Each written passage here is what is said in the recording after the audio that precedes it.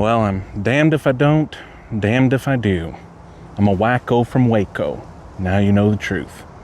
Howdy, I'm Chandler O'Quinn. Welcome to Chandler's Travels.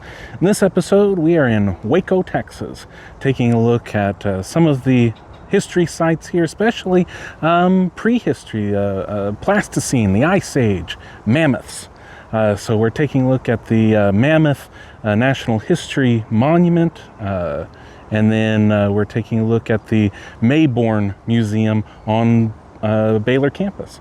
So hope you'll enjoy it.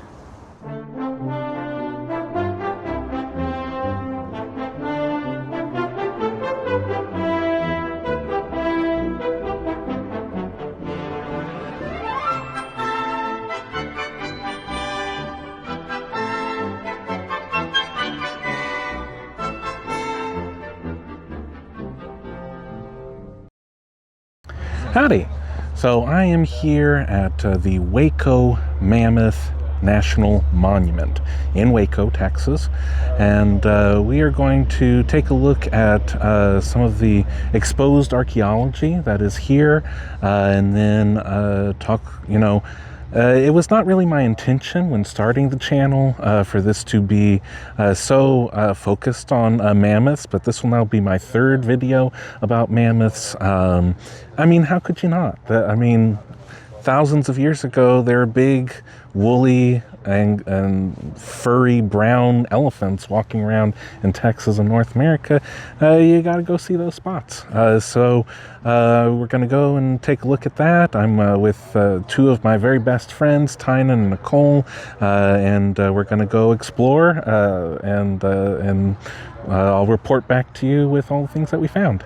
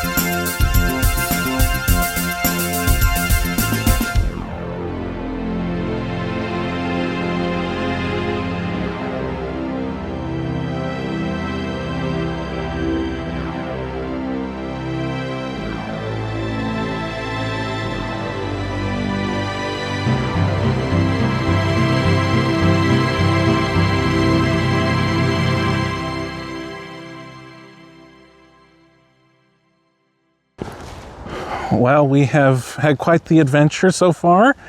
We just got done seeing the dig pit. I mean, we were blasting the Taylor Swift all the way up here. Yes, you were. We've made so many inappropriate jokes about Travis and all the things that are so great about him. He was honing his powers the whole time before he met Taylor. And Tynan's been talking to us about all the trees here. Probably the highlight of this. Yes, absolutely. Huge big live oak trees. Mammoth fossils okay, but trees. Trees. Wonderful. We got mesquite. We got live oaks that look weird. We've got pencil cactus that aren't really pencil cactus. It's not what we call them. Yeah. First off, make sure that you stay for the interpretive talk. Ranger Cat, phenomenal. One of the best interpretive talks I've seen. There was a very precocious child who was probably one of us in waiting. Down to he must have been 4 or 5 years old. Yeah. Down to the scientific names of some of these animals. He loves the Ice Age, the Pleistocene era. He was talking about, he set up his own archaeological digs in his grandma's house. Yep. Wow. He wanted to let us know, as interpreters sometimes do, they weren't really questions that he was asking. He was just telling us and stuff that he knew. So he's ready. If there's a job waiting at one of these museums that we work at, I'd hire him. Yep. He was ready to go. So many interesting things that this all started with. I think they said their names were Ed and Paul. They were teenagers out here, and they stumbled upon what they thought was a human skull, and did not get forensics involved. They just eventually made their way to the museum at Baylor, where they figured out that it was not a human skull. It was the femur of a mammoth, of a Columbian mammoth. And then they just started digging out here, and this is the only so far discovered Columbian mammoth nursery location. So this is where the mamas and the babies would be. They were talking about this all formed most likely because it is in between the Brazos and the Bosque rivers, and so even back then this was a popular place to as Ranger Cat said, it was the Ice Age Buc-ee's was here. So lots of good tall grasses for our Columbian mammoth friends. And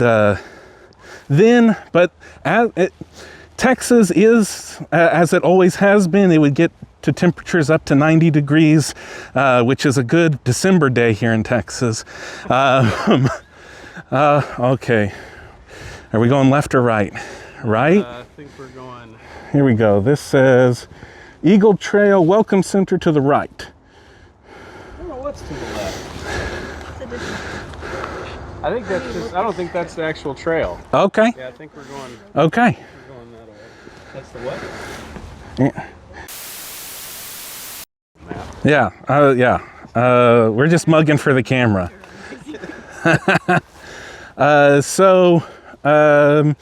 Yeah, the only Columbian mammoth nursery, and there were some trying times, as they usually are in Texas, and the tall grasses weren't growing, and they had sort of a starvation period, and they can tell that because their bones were disformed. So they had actually their bodies had been taking the calcium out of their own bones to survive, and then all sort of ended up dying together, or at least keeping their bodies here. And then so many other, camels. We learned about camels first from our precocious 4-year-old, and then Ranger Cat confirmed that camels are from North America. 100% right. Yes, yeah. Every time. And then something that I kind of could relate to, there was a male mammoth that came along, some 10, 20,000 years later, and he ended up dying of a heart attack, which is probably the way I'm going to go, just stress and everything. It was stressful being a mammoth back then. And then he got in a scrap, and that eventually got infected. They think another mammoth maybe was the murderer. I'm going to call him the murderer. And that wound got infected, it got sepsis, and then that went to the heart. And with all the stress that Mammoth Q was under back then, lots of deadlines, it just didn't work out, and he ended up going belly down right here in between the Bosque and the Brazos. So hopefully that's not a fate that we're going to suffer here. We're not exactly sure where we are, but we have more signs than I've seen in other places. So we've got more stuff to do today. More jokes to be made at Travis Kelce's expense. So I think that just about covers all the things that were there. Any other thoughts? No, it was really awesome to see all those fossils. 50,000 years. They were saying some of those fossils might be, and I think my favorite was the camel. Yeah. That was roaming along with acting as the lookout for for the rest of the mammoth nursery herd. So that was a pretty cool little tidbit we got to see today. Yeah, I think similar to how sometimes they would have donkeys along in cattle herds, Sure. serving because they have better eyesight. Better eyesight, exactly. That's what Ranger Cat was telling us, because they could see predators coming from longer distances away. Mm-hmm. So, yeah, pretty much the same concept. They also had tortoises, giant tortoises, and lots of other. They found one saber tooth, one baby tooth. Right. From the potential. Let's see. This is the first one in the Yeah. main parking lot. Okay, so go this way? Yeah. Cool. Okay. Thank God we've got Nicole with us. We would have been lost and belly down somewhere. Yep, belly down. All right, well, I think that wraps up what we're going to talk about here. We're going to see some other sites in Waco and catch back up with you.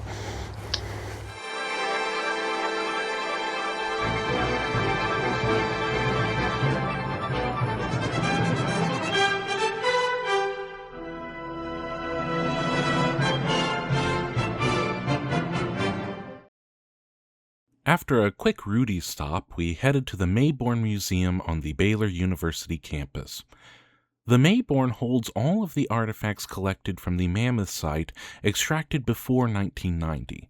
It is part natural history museum, part children's museum, and all fun. Some displays that were particularly fascinating were items from the Texas Revolution and Republic era, like this cannonball fired during the taking of San Felipe de Austin, and this cane used by Sam Houston. I particularly enjoyed the tree trunk display, which highlighted when specific Texas history events occurred within the rings of this massive tree.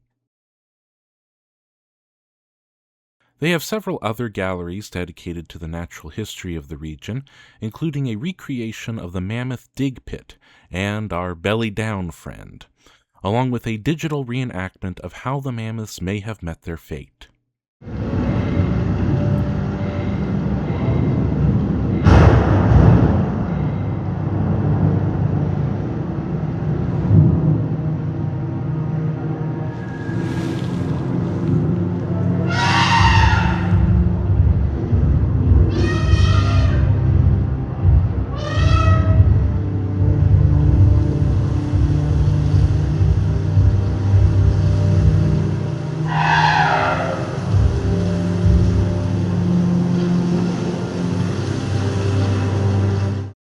A favorite portion of the wildlife gallery is this mama and baby bobcat.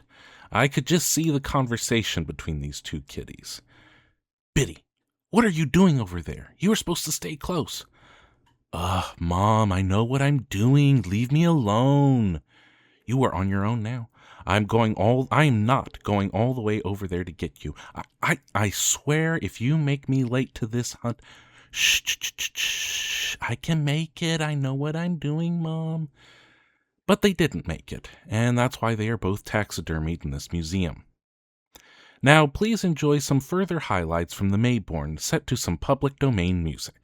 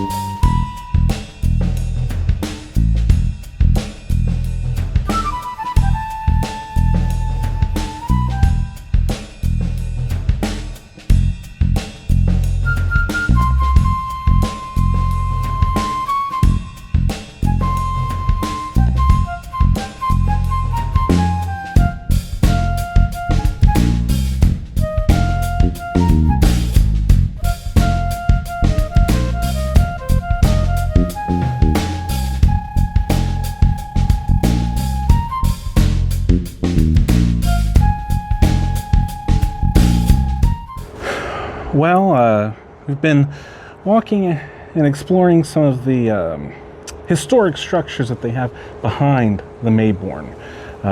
So they've got buildings that they've moved here from all over the place to give you an example of barns and schoolhouses and dog trot homes like this one, kitchens and a church, beautiful church, all from the mid to late 1800s.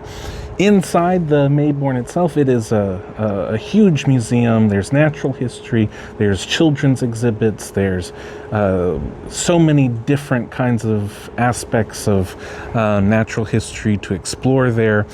Great for little ones. We saw little ones all over the place playing with, they've got trains. A good model train exhibit. It looks like during Christmas time is a great time to come here. They've got all sorts of light up displays on these historic homes, and there's events that happen here during December.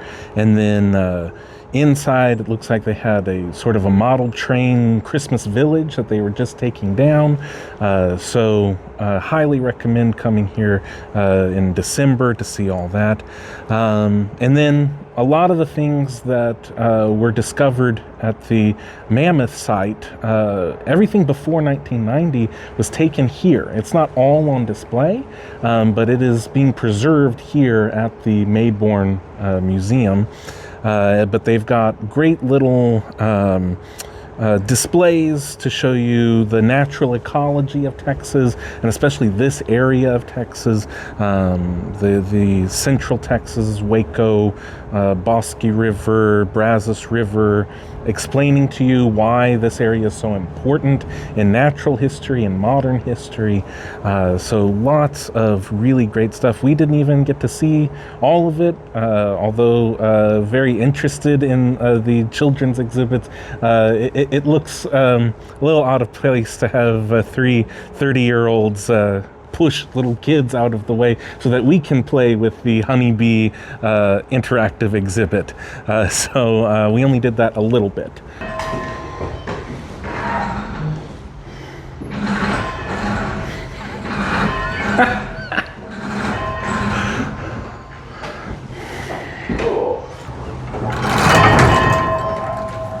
School's in session. Get back.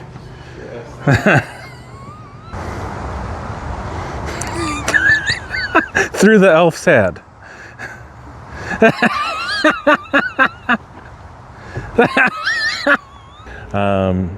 Yeah, I would highly recommend that if you're coming to one, come to both.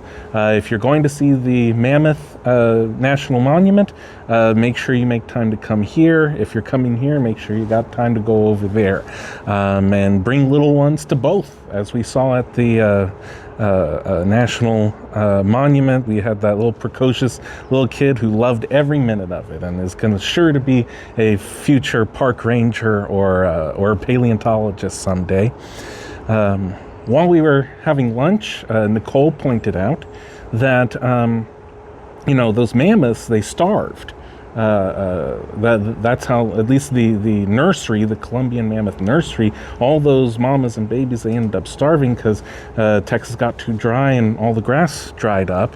But she pointed out that potatoes have all of the nutrients that you need, and whatever nutrients they don't provide, you can get from sour cream and cheese. So if they had loaded baked potatoes back then, there still might be mammoths today. And I think that is sound. That is absolutely correct. I wish if I could go back in time, there's about 800 other things that I'd do first. But after all that, I'd go take some baked potatoes to those mammoths. I think that just about wraps up our time here. Thank you for watching. Thank you to Tynan and Nicole for suggesting this trip and letting me tag along. Yeah.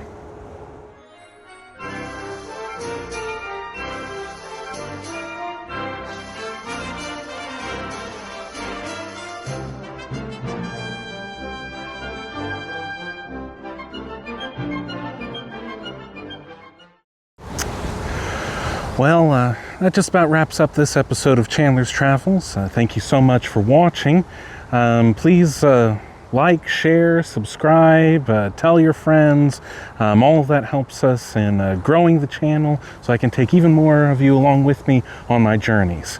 Until next time, vaya con Dios. I need to find some pages from a Sears and Roebuck catalog and then take care of some business. So I'll see you all later.